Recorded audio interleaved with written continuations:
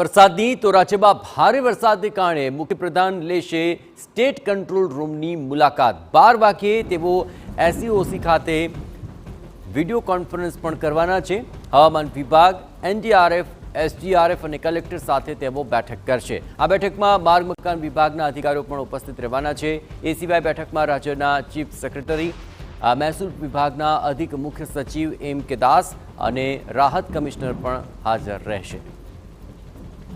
છેલ્લા એક અઠવાડિયાથી રાજ્યમાં સતત અવિરત વરસાદ વરસી રહ્યો છે અને દક્ષિણ અને સૌરાષ્ટ્ર કચ્છની અંદર અનરાધાર ભારેથી અતિ ભારે વરસાદ વરસ્યો છે। હવે તબક્કે અહીં એસસીઓસી ખાતે મુખ્યપ્રધાન વિડીયો કોન્ફરન્સ કરવાના છે, કારણ કે જે પરિસ્થિતિઓ સર્જાય છે તેને પહોંચવા માટે કઈ રીતે તંત્ર કામગીરી કરી રહ્યું છે તેને લઈને આ તમામ બાબતોની તેઓ સમીક્ષા કરશે। બેઠકની અંદર માર્ગ મકાન વિભાગના અધિકારીઓ પણ હાજર રહેવાના છે। એ ઉપરાંત એનડીઆરએફ, એસડીઆરએફ અને કલેક્ટર સાથે પણ તેઓ બેઠક કરશે।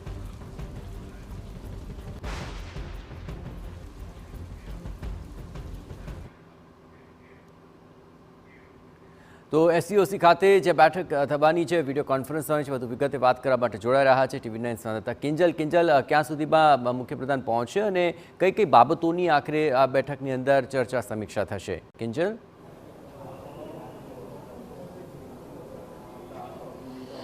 जी बिल्कुल बात કરવામાં આવે તો 12:15 સુધીમાં મુખ્યપ્રધાન છે તે એસસીઓસી ખાતે આવશે।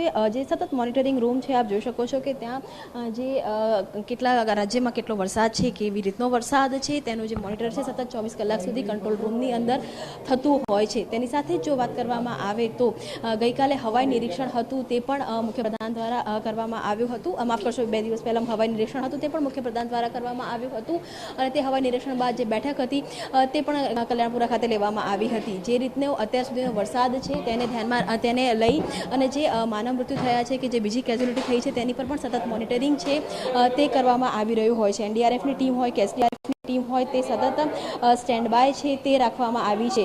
તેની સાથે જ કોઈપણ પ્રકારની જે હોનારત છે ન થાય તે માટેનો જે પ્રયાસ છે તે સરકાર દ્વારા, વ્યવસ્થા તંત્ર દ્વારા કરવામાં આવી રહ્યો છે। જેટલા પણ જે ડેમ ઓવરફ્લો થયા હોય કે પછી જે સ્થળાંતર કરવામાં આવ્યું હોય કે રેસ્ક્યુ કરાવવામાં આવ્યું હોય, એ જે તમામની જે વિગતો હોય છે કે 2000થી વધારે લોકોનું આ જે સિઝનમાં રેસ્ક્યુ હતું તે કરાવવામાં આવ્યું હતું। ગઈકાલ સુધીની જો વાત કરવામાં આવે તો ગઈકાલે 8 લોકોના મોત થયા હતા કે જ્યારે અત્યાર સુધીની સિઝનની અંદર 61 લોકોના મોત થયા છે। કંટ્રોલ રૂમ પર સતત જે મોનિટરિંગ છે તે થતું હોય છે।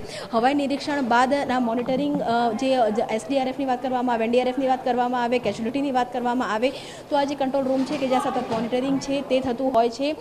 ગઈકાલે જે બેઠકનો દોર હતો તે પણ અહીંયા લગભગ 2 થી 4ના સમયમાં ચાલ્યો હતો કે જ્યાં ત્યાં ડિઝાસ્ટરના જે અધિકારીઓ હતા તે ઉપસ્થિત રહ્યા હતા। આજની વાત કરવામાં આવે તો આજે ક્યાંક ને ક્યાંક વરસાદ છે તે રોકાયો હોવાના સમાચાર છે, પરંતુ જ્યારે વરસાદ રોકાતો હોય છે ત્યારે રોગચાળો ફાટી ન નીકળે તેની સાથે જ સ્થળાંતર સહિતના જે તમામ મુદ્દાઓ છે તો તે તેની જે સમીક્ષા છે તે સમીક્ષા મુખ્યપ્રધાન પોતે કરવાના છે। સતત જે બેઠક છે તે અહીંયા ચાલતી હોય છે। મુખ્યપ્રધાન જ્યારે આવશે ત્યારે વર્તમાન સમયની જો વાત કરવામાં આવે તો એમ કે દાસ છે, આલોક પાંડે છે, હર્ષદ પટેલ છે સહિતના જે ઉચ્ચ અધિકારીઓ છે તે કોન્ફરન્સ રૂમમાં પહોંચી ચૂક્યા છે। રાહ છે તે મુખ્યપ્રધાનના આવવાની જોવામાં આવી રહી છે। મુખ્યપ્રધાન, તેમની સાથે જે મુખ્ય સચિવ છે રાજકુમાર, તે અહીંયા આવશે અને ત્યારબાદ જે સમગ્ર આખા જે અત્યાર સમય સુધીના જે વરસાદ છે તે વરસાદની પણ સમીક્ષા કરવામાં આવશે। તેની સાથે જ તંત્ર દ્વારા જે થયેલી કામગીરી છે અને તેની સાથે જ આગામી સમયમાં જે કામગીરી થવાની છે તેને લઈને સમીક્ષા છે તે ખુદ મુખ્યપ્રધાન કરશે।